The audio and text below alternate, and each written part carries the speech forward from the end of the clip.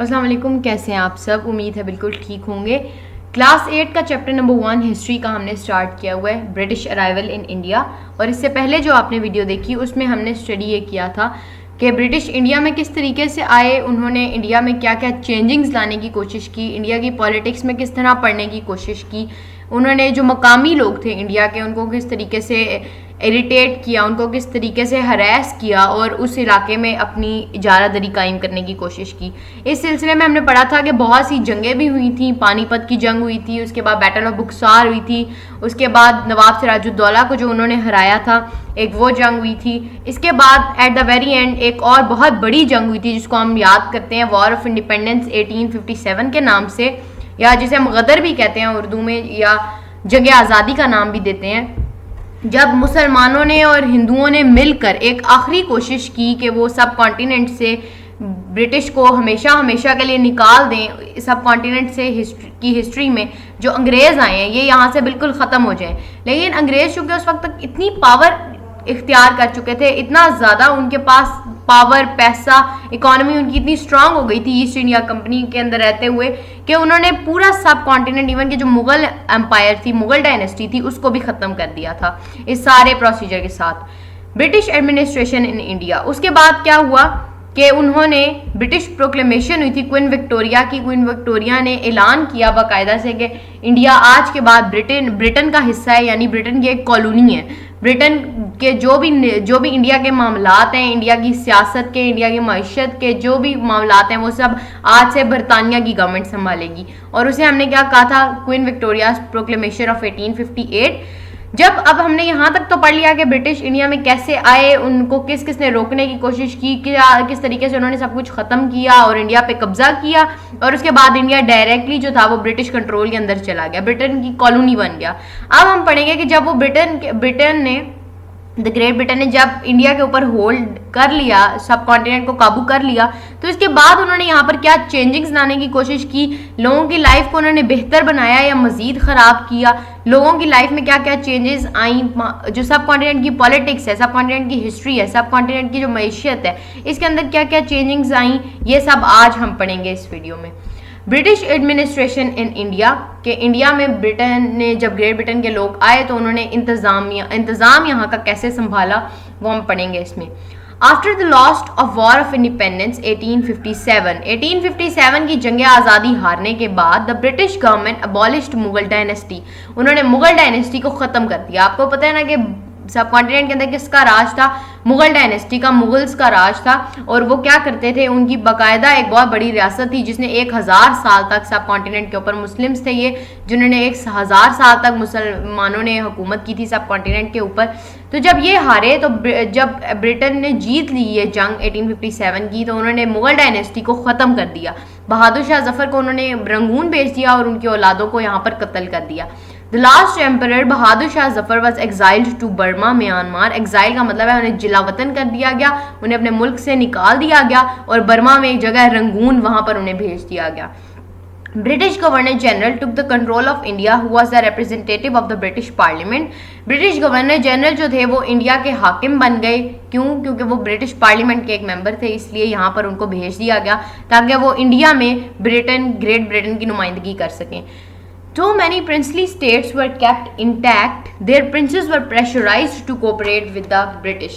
कि बहुत सी princely states हमने पढ़ा था कि वो कुछ रियासतें थी जो डायरेक्ट मुगल्स के कंट्रोल में नहीं थी, यानी उनके ऊपर मुगल्स का कब्जा नहीं था या किसी भी और जो सेंट्रल स्टेट थी उसका कब्जा नहीं था। लेकिन वहाँ पर क्या था कि जो उनके हुक्मरान थे, जो उनके शहजादे या बादशाह थे इन प्रिंसली स्टेट्स के, वो मुगल्स को जवाबदेह थे। जो भी उनकी एक्टिविटीज़ थी वो मुगल्स के कंट्रोल में थी, मुगल्स को पता होती थी कि इनकी एक्टिविटीज़ क्या होने वाली हैं।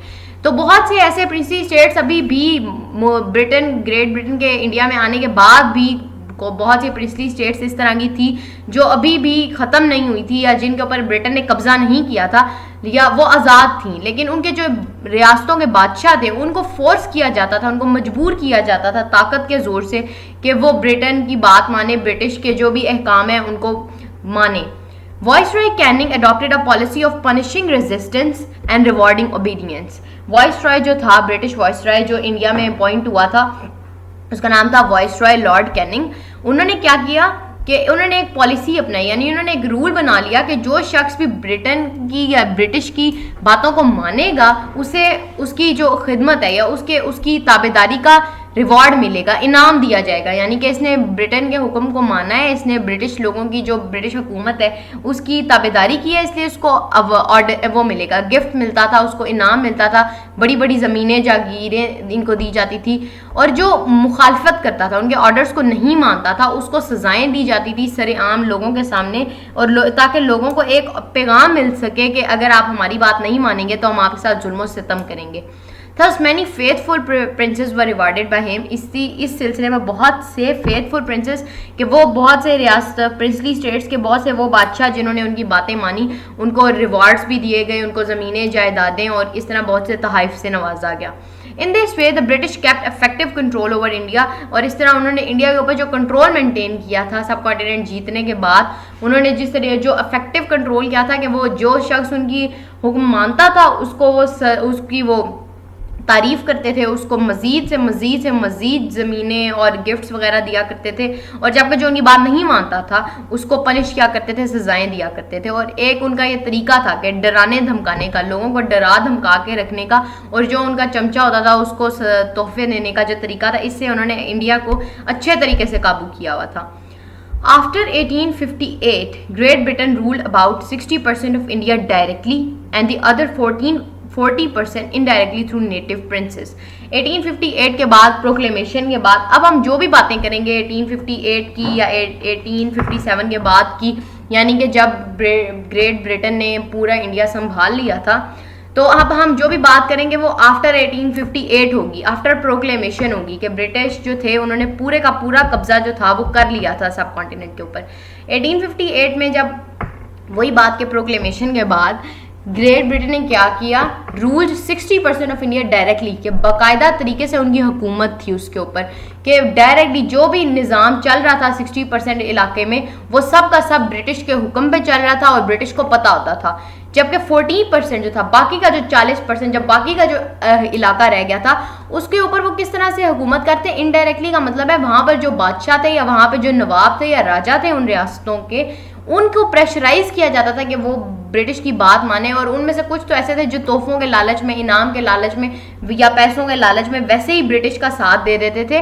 तो इसलिए मतलब कुछ इलाके पे तो डायरेक्टली रूल था, यानी वो इलाका वो कहते ही थे कि ये इलाका हमारा अपना है। कुछ इलाका वो ये नहीं था कि वो ब्रिटिश का है, लेकिन उस पर जो हुकूमत थी वो ब्रिटिश कर रहे थे, यानी उनके जितने भी ऑर्डर्स थे, उन इलाके के जितने भी बादशाह थे वो जो भी ऑर्डर्स जारी करते थे उसमें ब्रिटिश की रजामंदी शामिल होती थी, ब्रिटिश को मालूम होता था।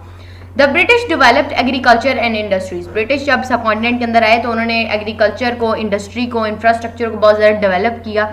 यानी जिस तरह ब्रिटेन उस वक्त था 1850s में भी काफ़ी डेवलप था, वहाँ पे फैक्ट्रीज थी, वहाँ पे रहन सहन का निज़ाम काफ़ी अच्छा था, तो उन्होंने वही चीज़ जो थी वो इंडिया में इम्प्लीमेंट करने की कोशिश की कि वो उन्होंने एग्रीकल्चर को बढ़ावा दिया, यहाँ पे साइंटिफिक रिसर्चेस कराई एग्रीकल्चर से रिलेटेड, ताकि लोगों के दरमियान जो इंडस्ट्री का और एग्रीकल्चर का नॉलेज बहुत ज़्यादा आए।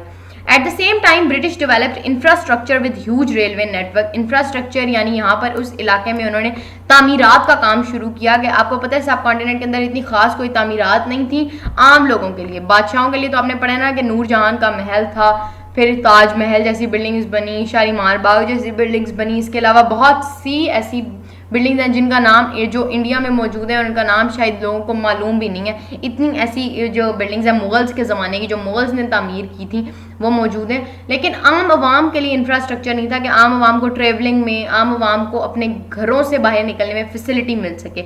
तो ब्रिटिश ने क्या किया, आम लोगों के लिए इंफ्रास्ट्रक्चर डेवलप किया, जिसमें सबसे बड़ी चीज़ ये थी कि उन्होंने रेलवे स्ट्रक्चर जो है वो डेवलप किया, रेलवे नेटवर्क डेवलप किया कि ट्रेन जो चलाई यहाँ पर, रेलवे की पटरियाँ बिछाई, रेलवे लाइंस बनाई यहाँ पर। The judicial, police and taxation systems were organised efficiently.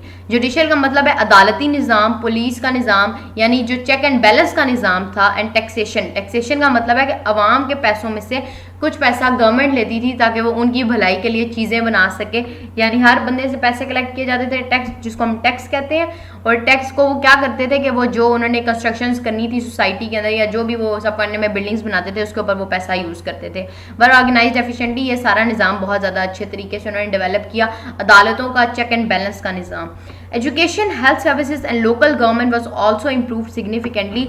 Education में बेहतरी लाई गई। एजुकेशन का आगे पूरा टॉपिक है, ये हम उसमें डिस्कस करेंगे किस तरह हेल्थ सर्विसेज यानी लोगों को सेहत सफाई से मुतल्लिक बहुत ज़्यादा जो है वो एजुकेशन दी गई। सब कॉन्टिनेंट के अंदर सेहत सफाई या जो क्लीनलीनेस थी या जो इसे हाइजीन कहते हैं वो इतनी ज़्यादा नहीं थी। लोग अल्लाह तवक्कल बस आगे पीछे से घूम फिर के आए, खाया पिया और सो गए जी ठीक ठाक। तो यहाँ पर और अगर कोई बीमारी फैलती थी तो हज़ारों लोग उस वबा की वजह से मर जाते थे। तो ब्रिटिश ने यहाँ पर आके सबसे पहले हेल्थ सर्विसेज का भी जो है वो एक इनिशिएटिव लिया, उन्होंने हेल्थ सर्विसेज को इम्प्रूव किया and local government was also improve. Local government भी आगे एक लॉन्ग टॉपिक में आएगा, हम उसको डिटेल में स्टडी करेंगे, आपने पूरी वीडियो में देखना है इसे।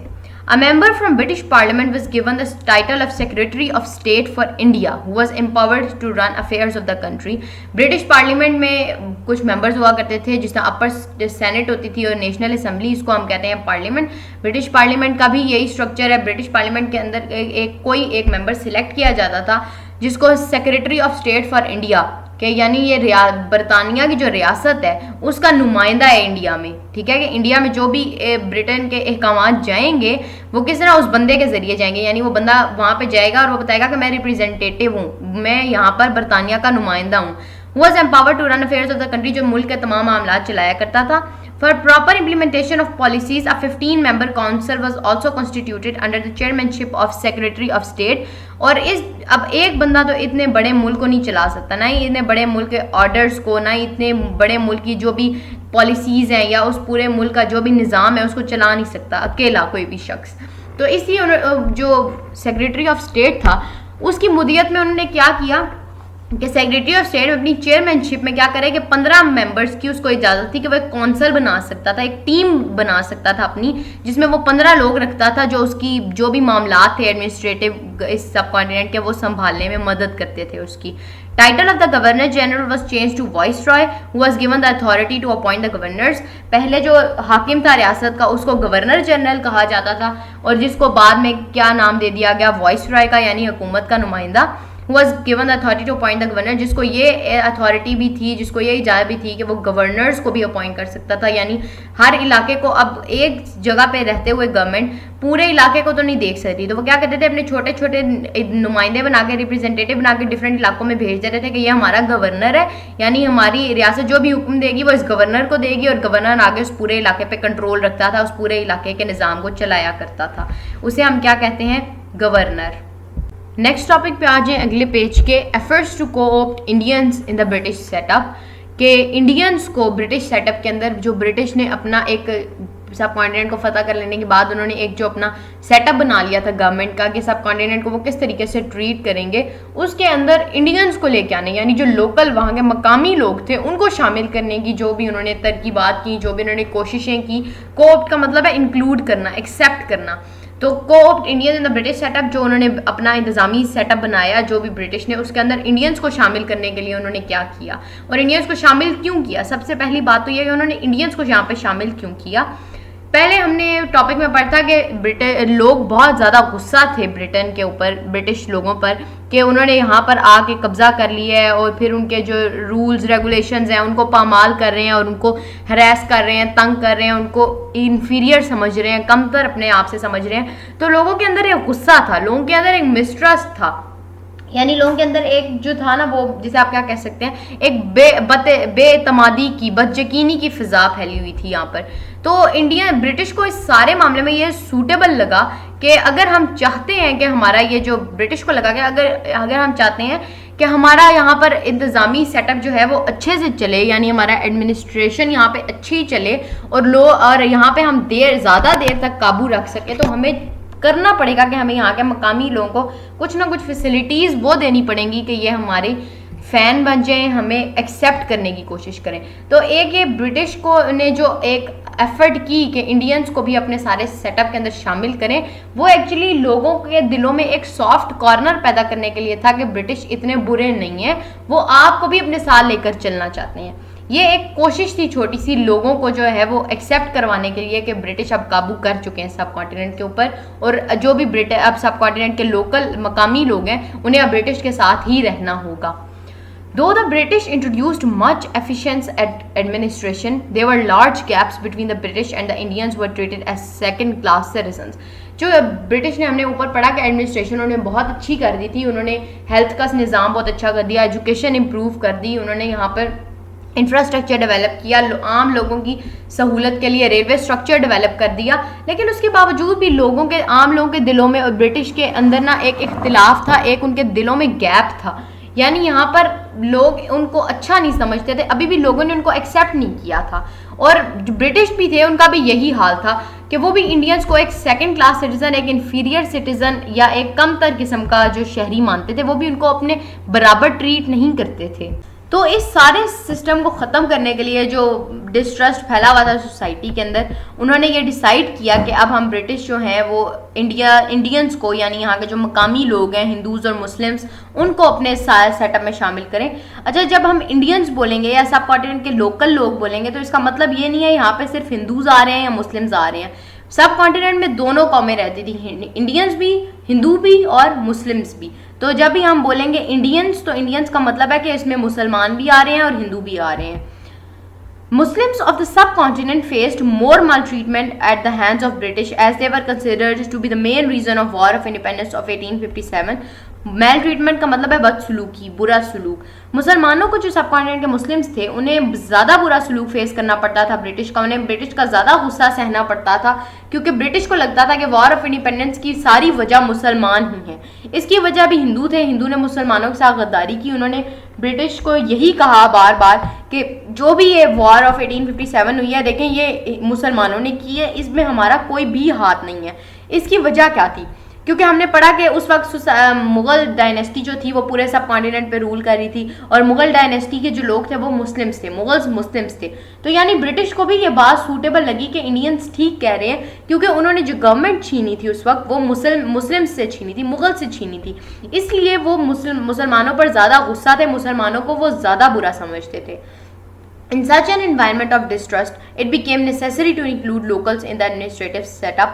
और इस सारी environment में जब ये सारा mistrust सोसाइटी के अंदर एक बदयकीनी सी बेयकीनी फैली हुई थी, तो इसमें ज़रूरी था कि एडमिनिस्ट्रेटिव सेटअप में, इंतज़ामी ढांचे में जो है वो लोकल्स शामिल हो, यानी इंडियंस और मुस्लिम्स दोनों शामिल हो, ताकि ये तीनों कौमें ब्रिटिश, इंडियन, अब अगर आप देखें तो अब जब सेटअप के अंदर सेटअप ब्रिटिश का था और किसके ऊपर ये सेटअप बना हुआ था, यानी इस सेटअप को किसके सामने पेश किया जाता? इंडियंस के सामने, यानी हिंदूज के सामने और मुस्लिम्स के सामने। यानी इस वक्त ये तीन कौमें सब कॉन्टिनेंट के अंदर शामिल हो चुकी थी। पहले सब कॉन्टिनेंट में दो कौमें रहती थी, हिंदूज और मुस्लिम्स। ब्रिटिश जब आए, उन्होंने जब गवर्नमेंट पे काबू कर लिया, गवर्नमेंट पे कब्जा कर लिया, तो वो गवर्नमेंट किसके ऊपर, गवर्नमेंट किसके लिए होती है? आम लोगों के लिए होती है। आम लोग तो अभी भी हिंदू और मुस्लिम्स थे, और तीसरी कौम जो आन टपकी वो थी ब्रिटिश। तो यानी अब जितना भी ये सारी फिजा फैली हुई थी एक अजीब बेचैनी की, ये तीन कौमों के दरमियान थी। तो ये जो एफर्ट्स टू को ऑप्ट इंडियंस था, यानी जो आम लोग थे, मकामी लोग, इनको शामिल करने की जो वजह यही थी कि ये जो तीनों कौमें हैं, हिंदूज, मुस्लिम्स और ब्रिटिश,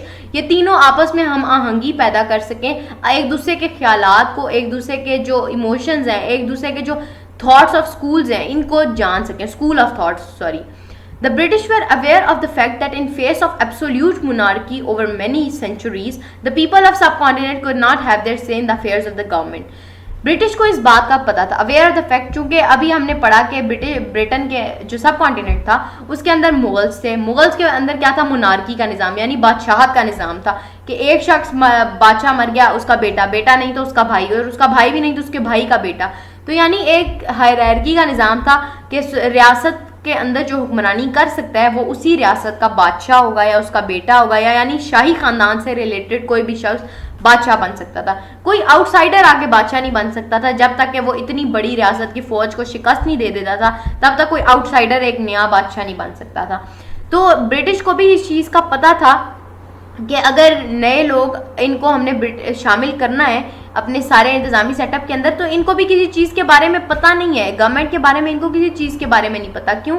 क्योंकि मोनार्की चल रही थी, यहाँ पे बादशाहत चल रही थी। तो बादशाहत के दौरान ये लोग कोई खास अपना से का मतलब they could not have their से का मतलब है ये लोग अपनी कभी कोई राय नहीं दे सके थे शाही खानदान को कि हमारी सोसाइटी ठीक चल रही है या ख़राब चल रही है या इसके अंदर क्या प्रॉब्लम्स हैं, ये वो लोगों को कभी बता नहीं सके थे।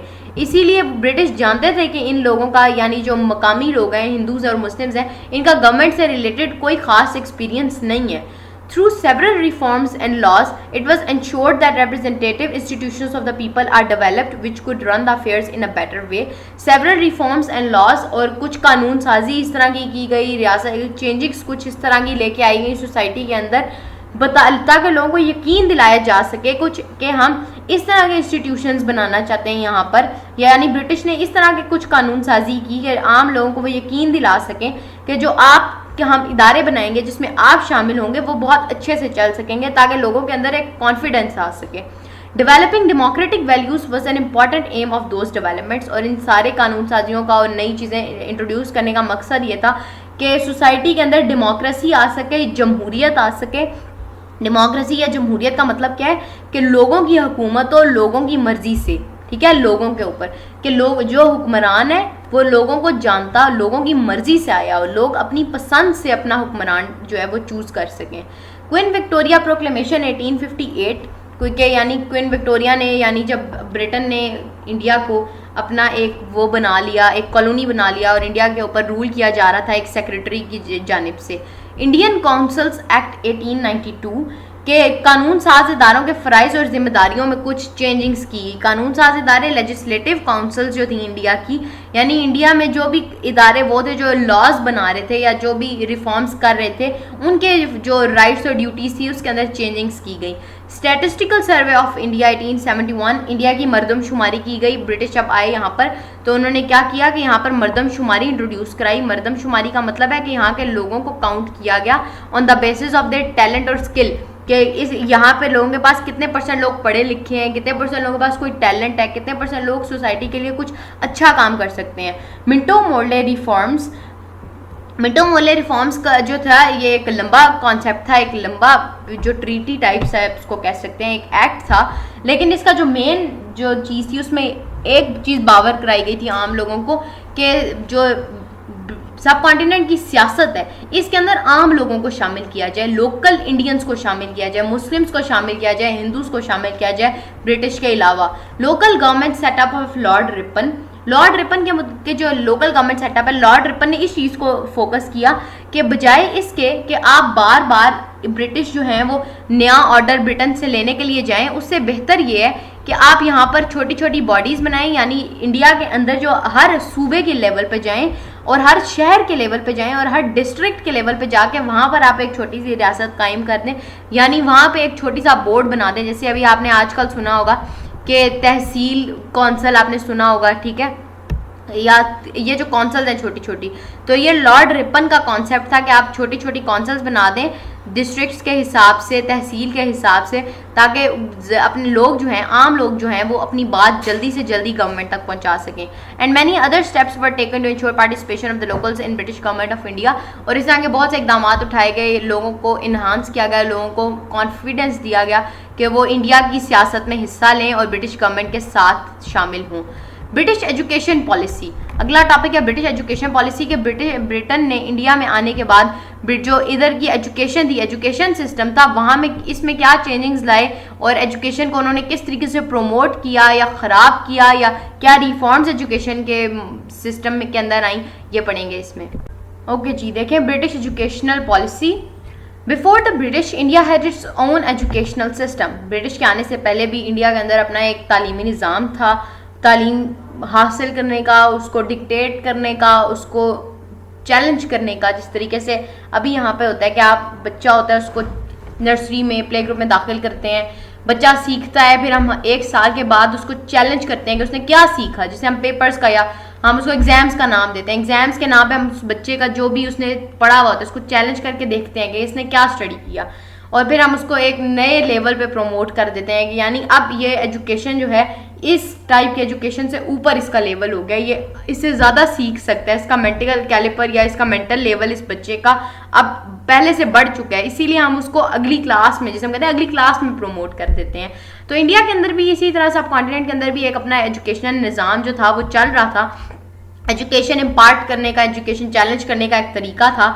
Education in the subcontinent had always been of a classical and spiritual rather than a practical nature, कि सब कॉन्टिनेंट के अंदर जितनी भी उस वक्त तक तालीम रही थी वो स्पिरिचुअल और क्लासिक, कि या तो वो क्लासिक थी कि बहुत हाई क्वालिटी तालीम थी, जिसे इतनी हाई क्वालिटी कि उसको हासिल करना भी सिर्फ बादशाहों के बस के निज़ाम थी, कि बादशाहों के बस की बात थी, यानी या उनके लिए जो थे वो प्राइवेट किस्म के टीचर जिसे अतालीक कहते हैं, अतालीक रखे जाते थे जो शाही महलों में उन बच्चों को पढ़ाया करते थे, या स्पिरिचुअल थी कि यानी वो रिलीजियस तालीम थी जो सिर्फ इंसान की रूह को साफ करने के लिए तालीम थी।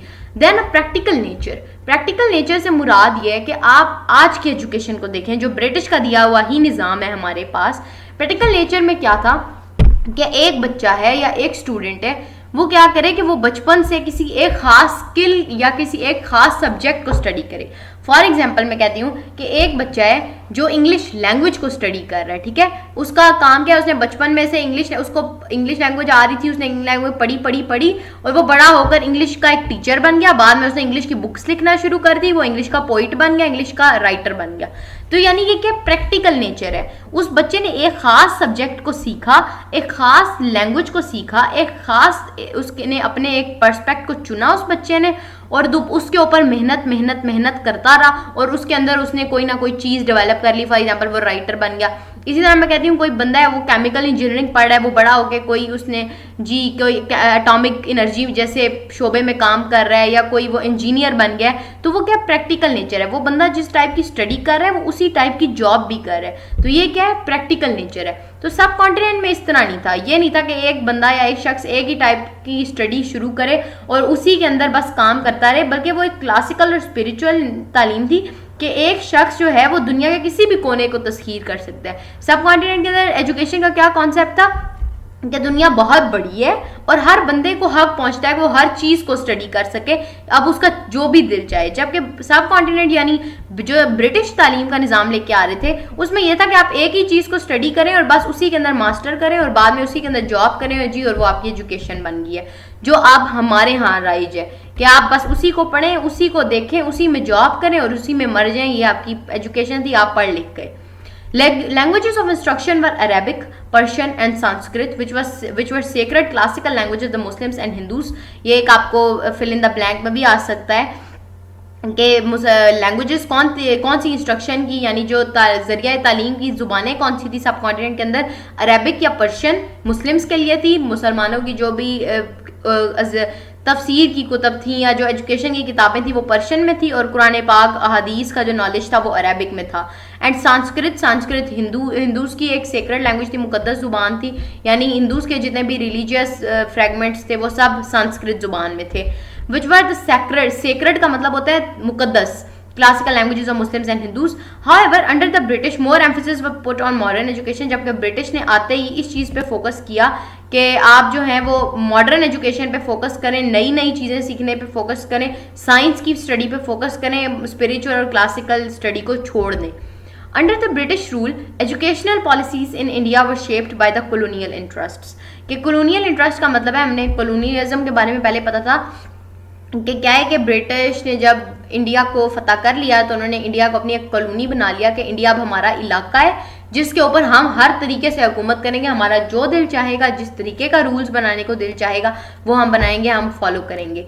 तो एजुकेशनल पॉलिसी भी कुछ इस तरह की बनाई गई, यानी लोगों को जो तालीम देने का जो निज़ाम था वो भी कुछ इस तरीके से डेवलप किया गया, कुछ इस तरीके से बनाया गया कि वो उनके कॉलोनियल इंटरेस्ट जो है, यानी वो जो उनका एक निज़ाम है कि इंडिया हमारे जो है वो अंडर चले, इंडिया हमारे ज़ेरे हुक्म चले, इंडिया के लोग गुलाम बन के रहें, वो भी कुछ इसी तरह का था। यानी वो एजुकेशन भी लोगों को इसी तरीके के देना चाहते थे कि वो ब्रिटिश के गुलाम बन के ही रहें, वो अपने दिमागों को इतना खोल ही ना पाएँ कि उनको पता चले कि ब्रिटिश गलत कर रहे हैं। However, during the first 100 years of the East India Company, no attention was given to education. कि जब ईस्ट इंडिया कंपनी के नाम से जब ब्रिटेन ने जब विक्टोरिया प्रोक्लेमेशन से पहले जब कुछ इलाकों पर इंडिया का जब ब्रिटिश का कब्जा हो चुका था इंडिया के कुछ इलाकों पर, तो उन्होंने एजुकेशन पे उस वक्त कोई इतना खास फोकस नहीं किया। उस वक्त उनका फोकस पॉलिटिक्स में अपनी तवज्जो गेन करने पे था कि हम किसी तरह इलाकों को फतह कर लें। The charter of 1813 was the turning point in history of education in the सब कॉन्टिनेंट। 1813 का जो चार्टर था, यानी उस चार्टर में यह था कि ईस्ट इंडिया कंपनी जो है वो अब ईस्ट इंडिया कंपनी नहीं रही, बल्कि वो डायरेक्ट ब्रिटिश कंट्रोल के अंदर आ गई है।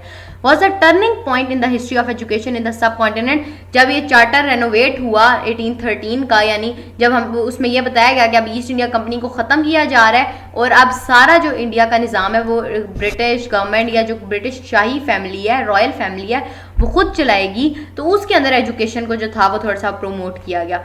With this act education became one of the duties of the company. और इसके साथ ही, यानी इस एक्ट के साथ ही, इस चार्टर के रेनोवेट होते ही एजुकेशन भी उनकी एक प्रायोरिटी के अंदर आ गई। यानी पहले जो वो हथकंडे आजमा रहे थे वो ये थे कि लोगों को हम इंफ्रास्ट्रक्चर बना के देते हैं ताकि लोग हमें अच्छा समझें। फिर उन्होंने कहा नहीं, कि अगर हमने इनको ख़त्म करना है, इनको गुलाम बनाना है, तो सबसे ज़रूरी बात यह है कि हम इनकी एजुकेशन पे काबू करें। कि इनके एजुकेशन क्या है, तालीम क्या है, कि वो आपके दिमाग को रोशन करती है। हमने पढ़ा ना कि इल्म एक जेवर है, ये हम पढ़ते आ रहे हैं बचपन से, इल्म एक रोशनी है। तो ये क्या है कि आपके दिमाग को खोलने, दिमाग की जो खिड़कियाँ और अक्ल खोलने के लिए जो चीज़ ज़रूरी थी ना, वो एजुकेशन थी, इल्म था, तालीम थी। और उन्होंने कहा कि जितना ज़्यादा ये अपना नॉलेज गेन करेंगे, आपको पता है मुस्लिम्स के लिए नॉलेज क्या है, उनके दिमाग खोलने के लिए, अल्लाह ताला तक पहुंचने के लिए एक रास्ता है। तो उन्होंने कहा कि जितना ज़्यादा ये इल्म हासिल करते जाएंगे, नॉलेज हासिल करते जाएंगे। आपको पता है ब्रिटिश वैसे भी मुसलमानों से बहुत तंग थे। एक तरफ तो इंडिया में उन्होंने मुगल से, मुस्लिम से ये ली थी गवर्नमेंट, और दूसरी तरफ पाकिस्तान, जब ये लोग यहाँ पर आए तो उससे पहले भी ये जो जिसको आप कहते हैं उस्मानिया सल्तनत या ऑटोमन एम्पायर, उससे ये इनके लड़ाई झगड़े चलते रहते थे। अब उस्मानिया सल्तनत के जो लोग थे वो भी मुसलमान थे, तो ये मुस्लिम से बहुत ज़्यादा तंग थे। इसीलिए ये चाहते थे कि हम किसी तरीके से जो इनका नॉलेज का तरीका है, इन्फॉर्मेशन का तरीका है, जो तालीम का तरीका है, उसको बदल दें, ताकि इनके जो अक्ल है ये वैसे ही बंद रहे जो अब हमारी हो चुकी है, जिसको अब हम खोलने की कोशिश भी नहीं करते। ठीक है। With this act, education became one of the duties of the company. Section 43 of this act defined the objectives of the educational policy. ये आपको फिर इन द ब्लैंक आ सकती है कि इंडियन चार्टर एक्ट ऑफ 1830 का कौन सा सेक्शन था जिसके अंदर हमने एजुकेशन को फोकस किया गया, सेक्शन 43। और इसमें क्या था, एजुकेशन पॉलिसी को किस तरीके से डिफाइन किया गया था, the revival and improvement of literature, के इंफॉर्मेशन या नॉलेज को या तालीम को उन्होंने क्या डिफाइन किया, revival and improvement of literature. Literature क्या कहते हैं, अदब को, कि यानी ये जो स्टोरीज और जो राइटिंग का निज़ाम है ना, किसी भी लैंग्वेज के अंदर हमें जो लिटरेचर मिलता है, यानी उस राइटिंग के अंदर हमें जो लिखी हुई कहानियाँ, लिखे हुए पोइम्स, लिखी हुई किसी भी टाइप की शायरी, कोई भी कहानियाँ, नॉवल, अफसाना जो भी मिलता है, ये सब क्या है, लिटरेचर। तो इम्प्रूवमेंट ऑफ लिटरेचर के बस उसकी कहानियाँ और जो हैं वो इम्प्रूव की जाए और नई से नई चीज़ें इसके अंदर लाई जाए। The encouragement of learned natives of India.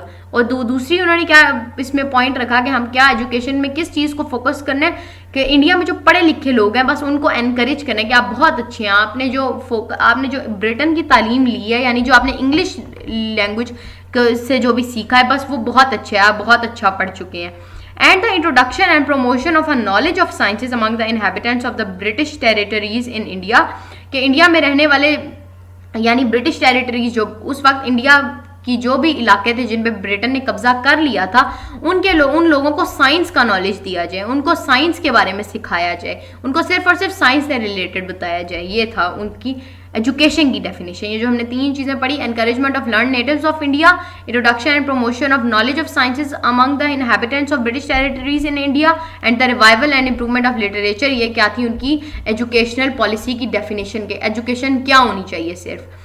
अब इसमें एक और बात आती है कि बहुत से लोग कहते हैं इसमें उस वक्त एक बहुत जो कॉमन मिसकंसेप्शन थी लोगों में कि इंग्लिश ही गलत है। ठीक है, हमने एक बात अभी हम आगे ये पढ़ेंगे कि इंग्लिश गलत नहीं है। इंग्लिश लैंग्वेज सीखना या इंग्लिश लैंग्वेज के लिटरेचर को पढ़ना या इंग्लिश लैंग्वेज में लिखे हुए किसी भी साइंटिफिक नॉलेज को, किसी भी अच्छी बात को पढ़ना, ये कोई किसी भी किस्म का गुनाह नहीं है, किसी भी किस्म की कोई गलत बात नहीं है। लेकिन इंग्लिश लोगों को, अब इंग्लिश सीखते सीखते आप इंग्लिश लोगों का जो कल्चर है इंग्लिश लोगों के जो तौर अतवार हैं, उनके जो बात करने का स्टाइल है, उनका जो रिलीजियस स्टाइल है, उनके जो सोसाइटी में उठने बैठने का स्टाइल है, उसको कॉपी करेंगे तो वो गलत है।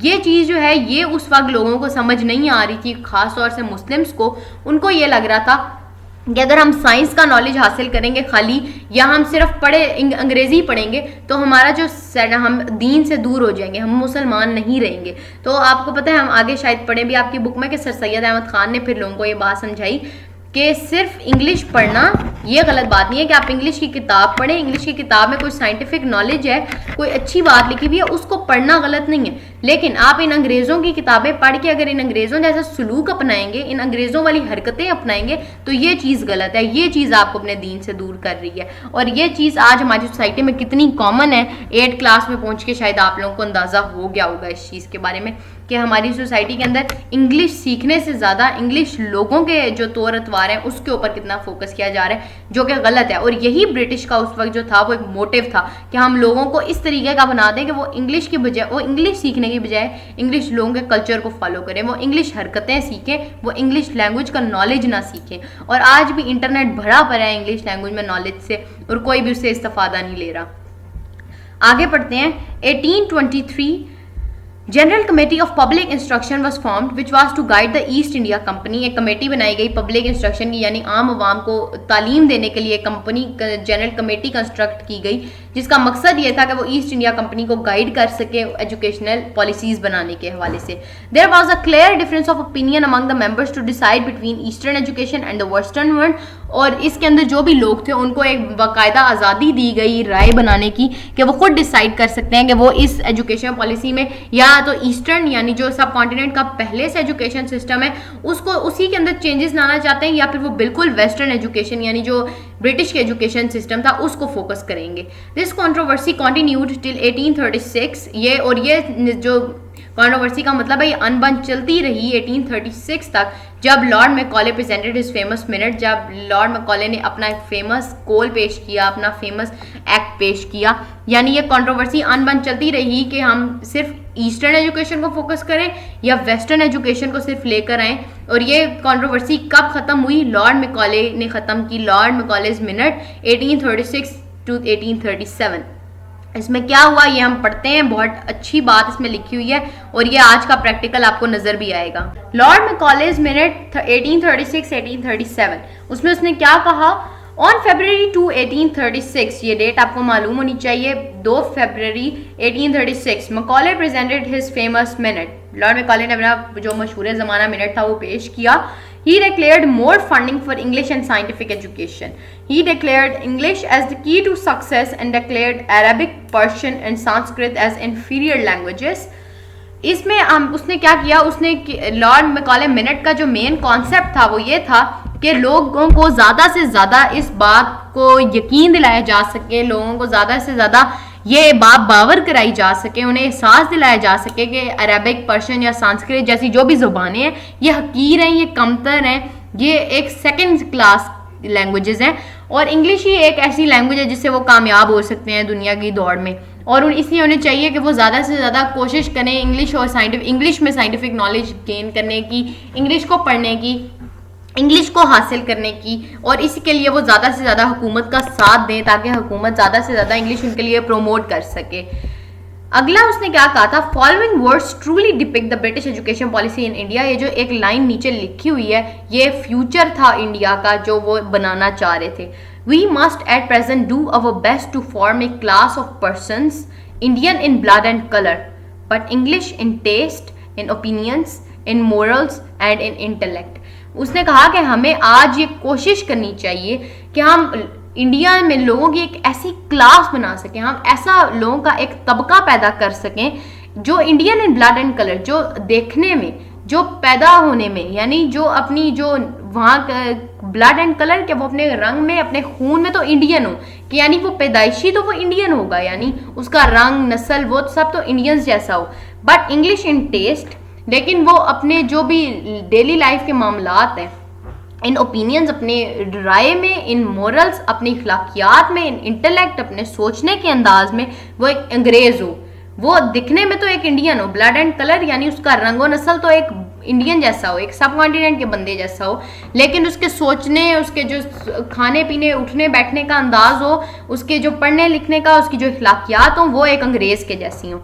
ठीक है, ये उनका उस वक्त मेन मकसद था, जो मैंने आपको इतनी लंबी डिटेल में बताया कि वो लोग करना क्या चाहते हैं एजुकेशन के साथ। ये एक लाइन में मकौले ने कह दिया कि हम लोगों की वो क्लास पैदा करना चाहते हैं जो दिखने में सिर्फ इंडियन हो, बाकी उनके तमाम इखलाकियात, ख्यालात, सोच और फिक्र जो है वो एक अंग्रेज़ के जैसी हो। Macaulay further expressed his preference for higher education for the upper class at the cost of ignoring elementary classes. Macaulay ने फर्दर ये कहा कि हम ऊंचे तबके के जो लोग हैं, यानी जो अमीर कबीर लोग हैं, उनके लिए हम upper class education, higher education promote करते हैं कि उनको हम अच्छी अच्छी तालीम सिखाते हैं, और जो निचले तबके के गरीब लोग हैं उनको किसी भी तरह की एजुकेशन नहीं देते। ये उसका ख्याल था। He believed that the education from the upper class could be transmitted to lower class, but this could never happen. उसको ये लगता था कि अगर हम ऊंचे तबके के अमीर कबीर लोगों को सब कॉन्टिनेंट के ये इल्म सिखा देंगे, अंग्रेजी सिखा देंगे, तो वो निचले तबके के लोगों तक खुद ही पहुंच जाएगी। लेकिन ऐसा कभी मुमकिन नहीं हुआ, क्योंकि जब हमने पहले ही पढ़ा था कि ब्रिटिश ने सब कॉन्टिनेंट के अंदर आते ही वो जो एक फिजा ऐसी पैदा कर दी थी बड़े छोटे की, अमीर गरीब की, कि लोगों ने वो जो अपर क्लास के लोग थे, अमीर तबका था, वो गरीबों से वैसे ही दूर रहने लग गया था, उनको वैसे ही हकीर समझने लग गया था, तो उन लोगों तक एजुकेशन पहुंचाना तो एक दूर की बात थी।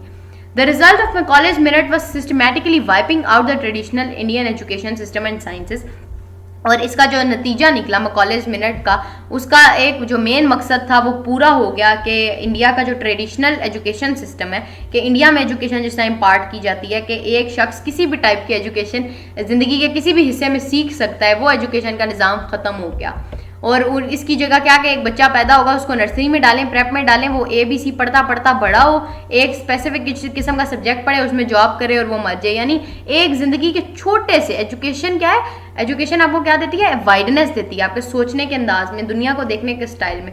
तो वो जो देखने का स्टाइल था दुनिया को, वो जो तस्खीर करने का स्टाइल था, वो उन्होंने वैसे ही महदूद कर दिया अपने एजुकेशन सिस्टम के साथ। अगले टॉपिक में वुड्स डिस्पैच 1854। वुड्स डिस्पैच क्या था?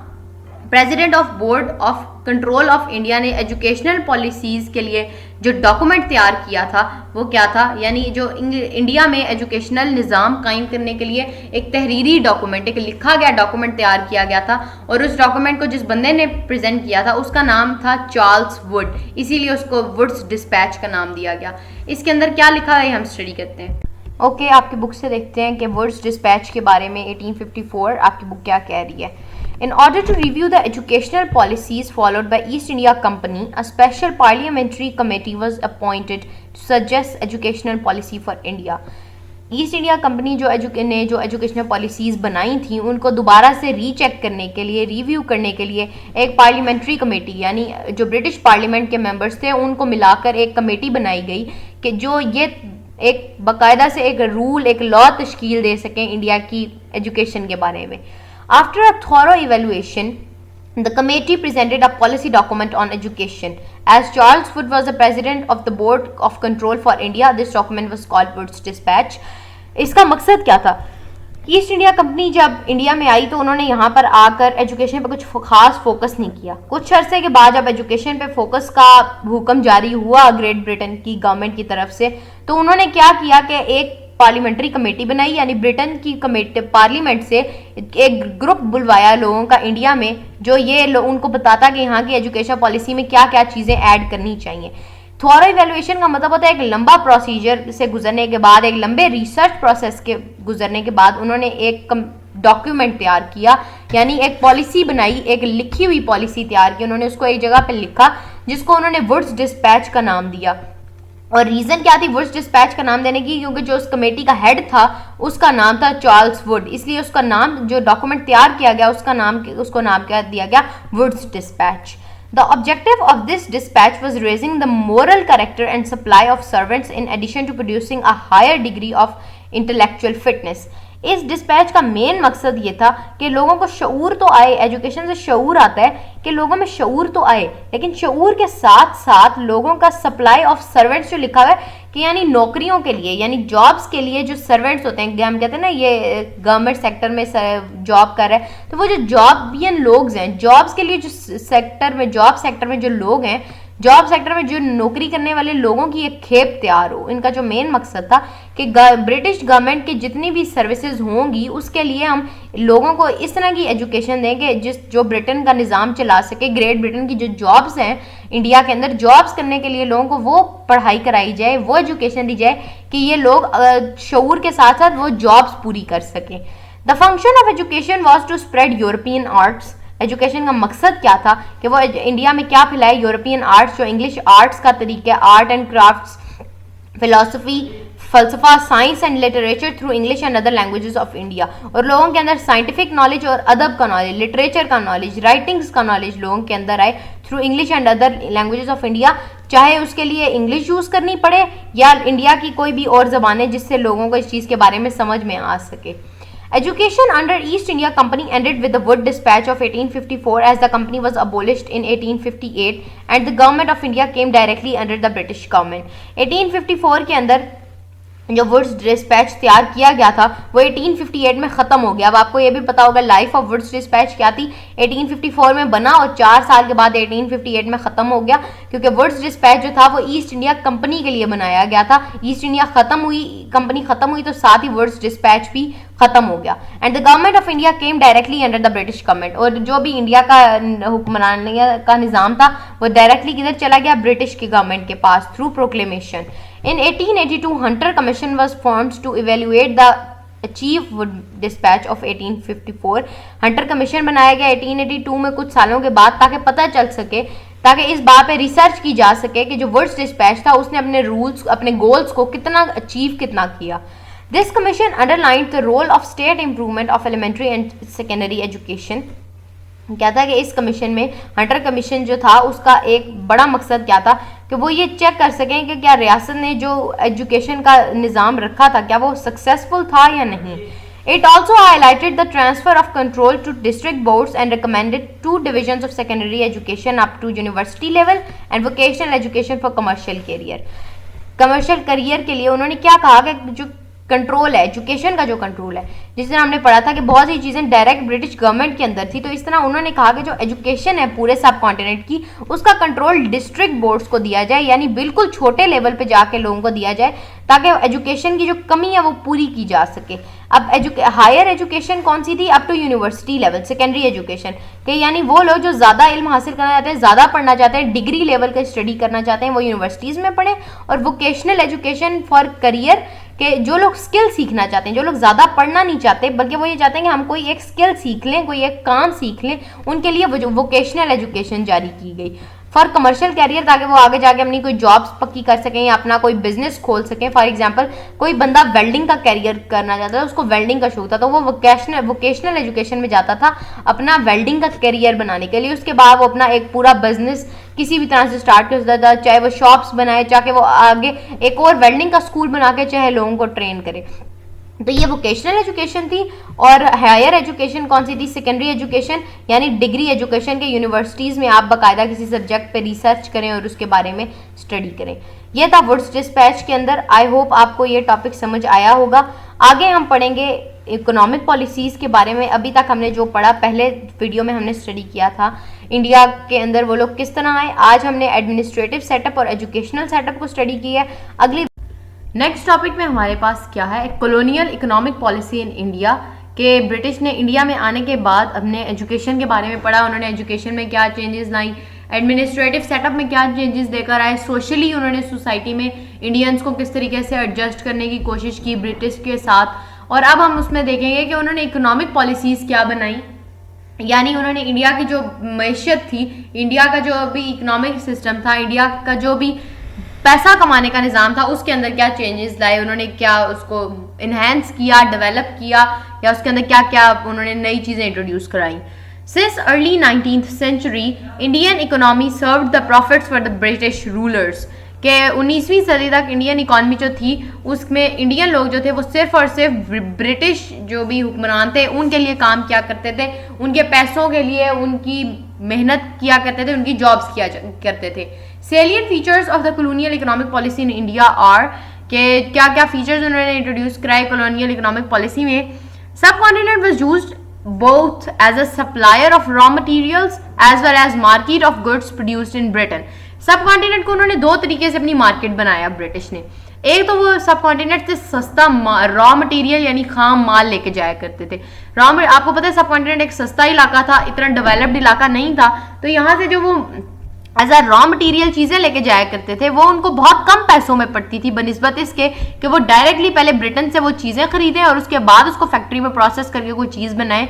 तो वो सब कॉन्टिनेंट से सस्ते दामों रॉ मटेरियल भिजवाया करते थे ब्रिटेन में as well as market of goods produced in Britain. और दूसरा उन्होंने किस तरीके से यूजेज रखा हुआ था कि जो ब्रिटेन में चीजें बनती थी, ब्रिटेन की फैक्ट्रीज जो चीज प्रोड्यूस करती थी वहां पर सस्ती वो प्रोड्यूस होती थी और वो सब कॉन्टिनेंट में लाकर उसको महंगा करके बेचा करते थे। यानी वो डबल तरीके से रेवेन्यू कमा रहे थे। एक तो यहाँ से खाम माल खरीदते थे सस्ते दामों और यहाँ पर उसी खाम माल की, उसी रॉ मटेरियल की चीजें बनी हुई महंगे दामों लाकर बेचते थे।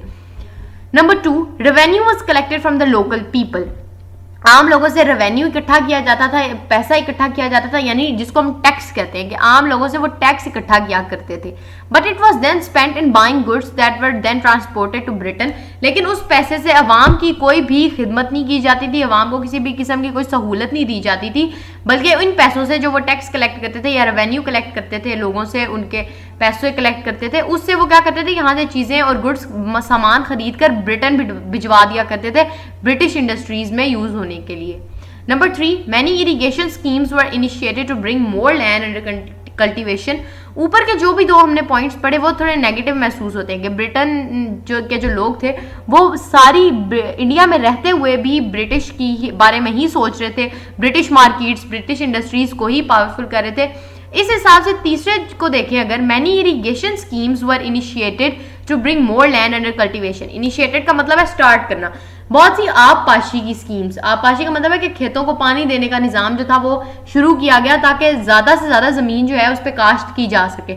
इसके पीछे भी एक मकसद था कि जितनी ज़्यादा ज़मीन वो लोगों को सहूलत देंगे कि वो ज़मीन को काश्त करें यानी कल्टीवेट करें, उतने ज़्यादा लोग उसको जनरेट करके बेचेंगे, उतना ज़्यादा लोगों के पास पैसा आएगा, फिर वो लोगों से ज़्यादा टैक्स लेंगे और ज़्यादा चीज़ें जो हैं वो ब्रिटेन भिजवाएंगे। यानी थोड़ा पैसा लगाकर वो लोग ज़्यादा एक इन्वेस्टमेंट जो थे वो कर रहे थे कि ब्रिटिश जो थे वो इंडियन लोगों से थोड़ी सी इन्वेस्टमेंट कर रहे थे कि उनको इरिगेशन का निज़ाम दे रहे थे और बाद में उससे कमा कैसे रहे थे कि उन्हीं लोगों के कमाई से टैक्स निकाल कर ब्रिटेन भिजवा रहे थे।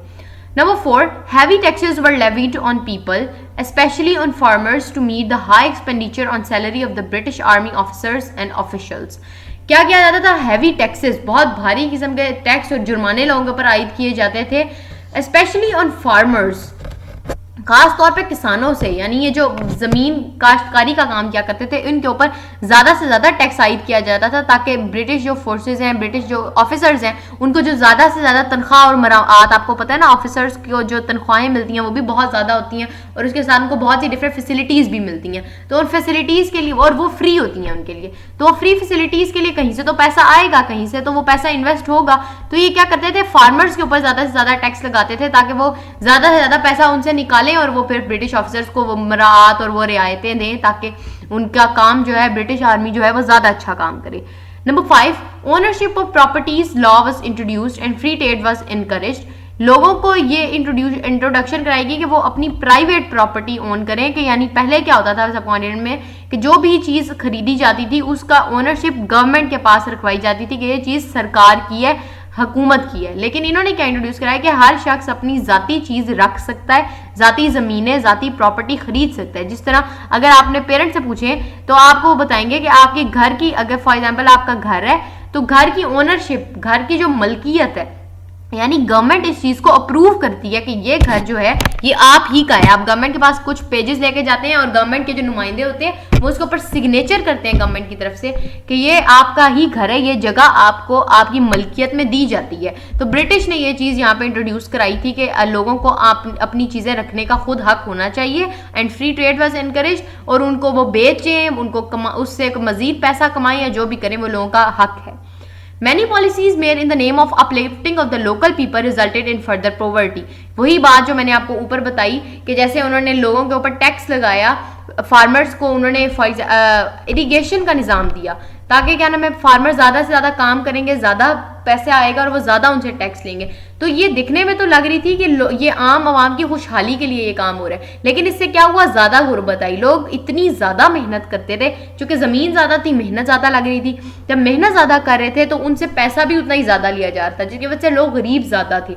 Economic policies of the British did not allow the rise of modern industries as happened in other European countries. जैसा बाकी उस वक्त यूरोपियन कंट्रीज में मॉडर्न इंडस्ट्री लगी रही थी, टेक्नोलॉजी एडवांस हो रही थी, इस तरह ब्रिटिश जो थे उन्होंने इंडिया के अंदर इस चीज़ को प्रमोट बिल्कुल भी नहीं किया। नेक्स्ट टॉपिक पे आ जाए, हमारा सेकेंड लास्ट टॉपिक है सोशल ट्रांसफॉर्मेशन के नाम से, कि उन्होंने सोसाइटी के अंदर क्या ट्रांसफॉर्मेशन लाई, सोसाइटी के अंदर क्या क्या चेंजेस लाए, उन्होंने सोसाइटी को किस तरह इंप्रूव करने की कोशिश की, कुछ अच्छी बातें या कुछ बुरी बातें जो सोसाइटी में थी उसको किस तरीके से उन्होंने डील किया, ये इस टॉपिक में है। Initially east India company kept the policy of non interference in the social life of the people of सब कॉन्टिनेंट। इनिशियली का मतलब है शुरू में ईस्ट इंडिया कंपनी ने ये कोशिश रखी, उनका प्रेफरेंस जो था, उनकी जो तरजीह थी वो ये थी कि हम आम लोगों की ज़िंदगी में कोई दखल अंदाजी ना करें, लोगों की सोशल लाइफ में, यानी लोगों का आम रहन सहन जो है उसके अंदर किसी किस्म का कोई अमल दखल ना करें। हमारा लेना देना सिर्फ सियासत से और इकोनॉमी से होना चाहिए। However, in later years and especially after 1857, many changes occurred in the lives of people. बहुत सी चेंजेस लोगों के जिंदगियों में आई, खासतौर पे 1857 की जंग आज़ादी के बाद। Contact of the local people with the West made educated people feel that social transformation was necessary for the development of the country. कि आम लोगों के साथ जब 1857 की जंग आज़ादी हो गई, ब्रिटिश जीत गए, तो ब्रिटिश बहुत से नए लोगों को वहाँ से ब्रिटेन से इंडिया लेकर आए थे। अब वो इंडिया के जो लोग थे वो उन बहुत पढ़े लिखे, वेस्ट को लगता था, मगरबी लोगों को, ब्रिटिश को लगता था कि वो बहुत ज़्यादा पढ़े लिखे और हाई तबके के लोग हैं, जबकि इंडियंस एक हकीर कौम है। तो इस हकारत से, एक मिनट, अंग्रेज़ों को ये लगा कि उनके पढ़े लिखे लोगों का इंडिया के गरीब और हकीर लोगों से जो रिलेशनशिप है ये बहुत ज़्यादा डिस्टर्ब होगा। ब्रिटिश जो है वो बहुत ज़्यादा तंग होंगे इंडियन के इन जाहिलाना रवैयों की वजह से। ब्रिटिश के ख्याल में कि इंडियंस के जो तौर तरीके थे वो जाहिलाना थे, वो बहुत बैकवर्ड किस्म के थे, क्योंकि ब्रिटिश जो थे वो इस तौर तरीकों के आदी नहीं थे। तो उन्हें लगा कि ब्रिटिश की जहनीत इस चीज़ से डिस्टर्ब हो सकती है, इसलिए उन्होंने क्या किया, कुछ सोशल रिफॉर्म्स देकर आए, कुछ सोशल चेंजेस, कुछ रूल्स उन्होंने ऐसे बना दिए जो ब्रिटिश के लिए थे, ख़ास तौर से जिसमें कुछ फ़ायदा इंडियंस का भी था, लेकिन उसमें मोस्टली ये था कि उससे ब्रिटिश फैसिलिटेट हो सके, ब्रिटिश जो हैं वो सुकून से रह सकें। Following are few of the social reforms introduced by the British. Following कुछ में आपको बताया जा रहा है कि ब्रिटिश ने क्या क्या जो थी सोशल रिफॉर्म्स इंट्रोड्यूस कराई। Sati was made illegal and punishable by law. Sati क्या था, सती एक उनका हिंदूज का एक रवाज था कि अगर कोई जवान मर्द शादीशुदा फौत हो जाता है और अगर उसकी बीवी भी है, ठीक है, शादीशुदा मर्द है, उसकी बीवी ऑब्वियसली होगी, वो अगर मर जाता है तो उसको, आपको पता है इंडिया में ये रवाज है, हिंदूज में ये रवाज है कि वो क्या करते हैं, अपनी डेड बॉडी को, जो शख्स मर जाता है उसकी डेड बॉडी को जला देते हैं। तो वो क्या कहते थे कि अगर उसके बीवी, अगर उस शख्स का इंतकाल हो गया है, वो मर गया है, तो वो उसकी बीवी को भी उसकी डेड बॉडी के साथ जला देते थे, चाहे वो जिंदा हो, यानी उसकी जो जिंदा बीवी थी उसको उसके शौहर की लाश के साथ जला दिया जाता था जिंदा। दिस प्रैक्टिस वॉज कॉल्ड सती, से सती कहा जाता था, वॉज मेड इलीगल। तो इसलिए ब्रिटिश ने इसको जो था वो इंसानी हकूक के तहत इसको क्या किया, इसको इलीगल, गैर कानूनी करार दिया और इस पर इसको पनिशेबल करार दिया कि अगर कोई शख्स इसको फॉलो करता था तो उसको सजा होती थी। Slavery was made illegal.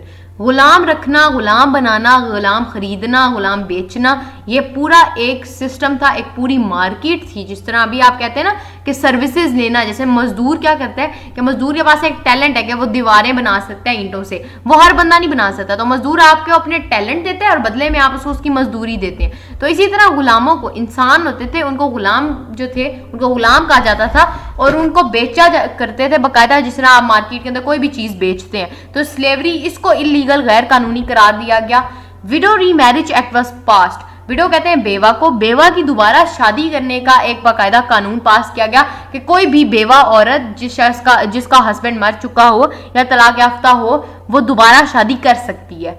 Prevailing caste system was discouraged and people were provided equal opportunities. Caste system हमने पढ़ा था इंडिया के अंदर, हिंदूज के अंदर सॉरी, इंडिया के अंदर अभी भी है और पहले भी था कि कास्ट सिस्टम बहुत ज्यादा था, शूद्रास और काश्त्रियाज और वैश्यास और ब्राह्मण्स का।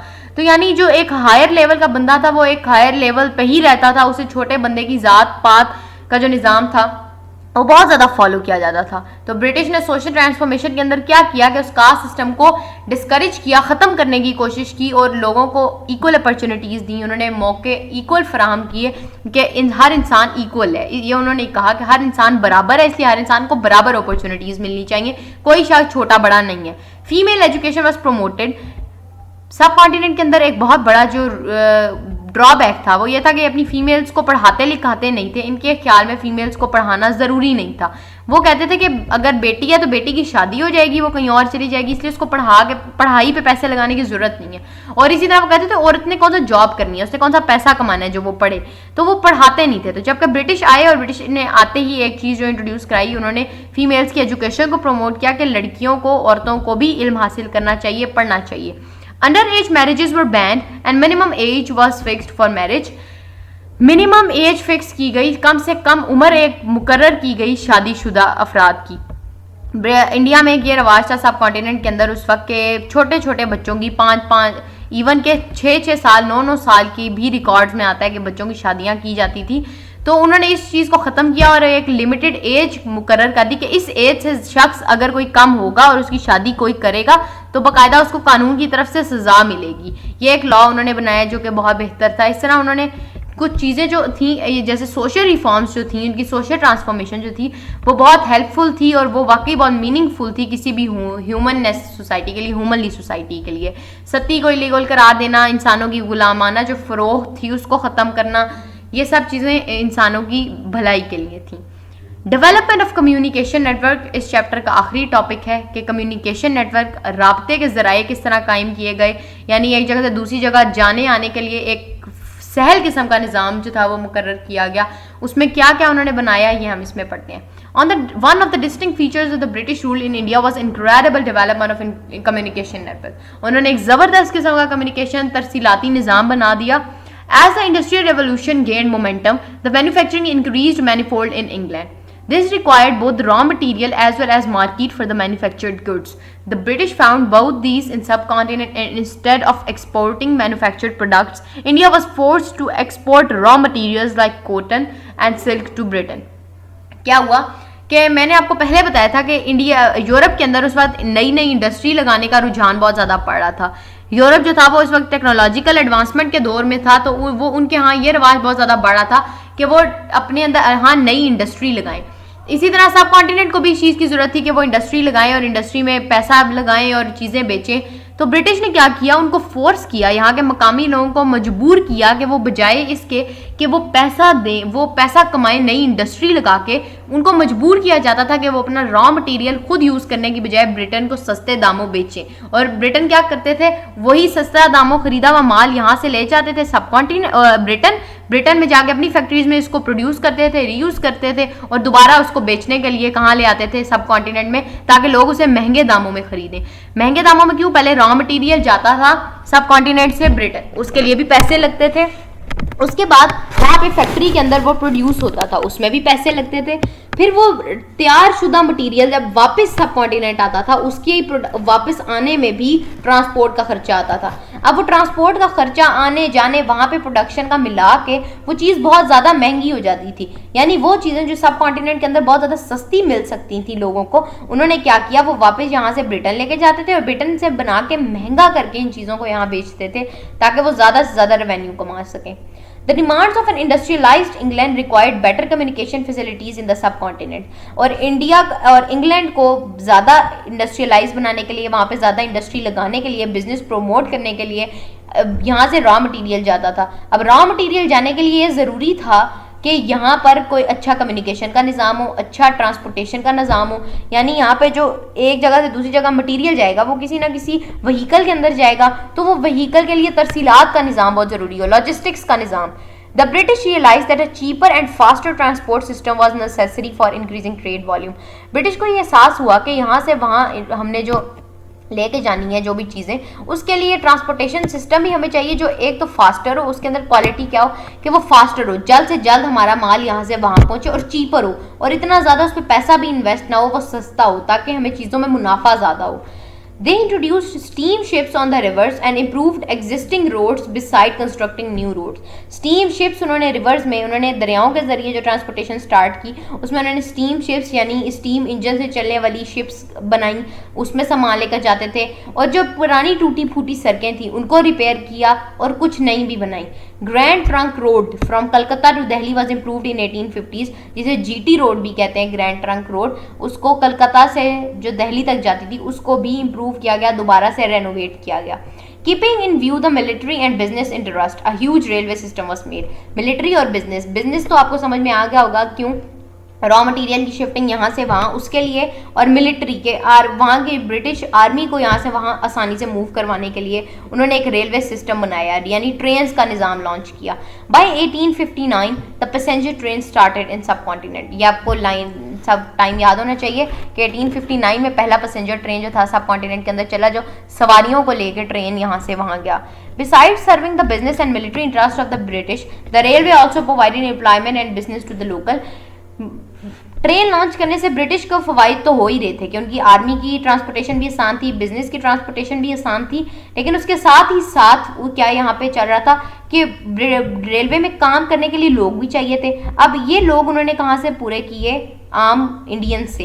तो यानी इसका फ़ायदा इंडियंस को क्या हुआ, इंडियंस के लिए जॉब मिल गई और उनको एक पैसा कमाने का मौका हाथ लग गया। ये था हमारा लास्ट टॉपिक इस चैप्टर का, arrival of British in the सब कॉन्टिनेंट, क्लास 8 की हिस्ट्री। आई होप आपको समझ आया होगा। अगर आपका कोई क्वेश्चन, कोई क्वेरी, कोई परेशानी है तो आप हमसे पूछ सकते हैं, आपको आपके हर क्वेश्चन का आंसर मिलेगा। Thank you very much. Allah हाफिज़।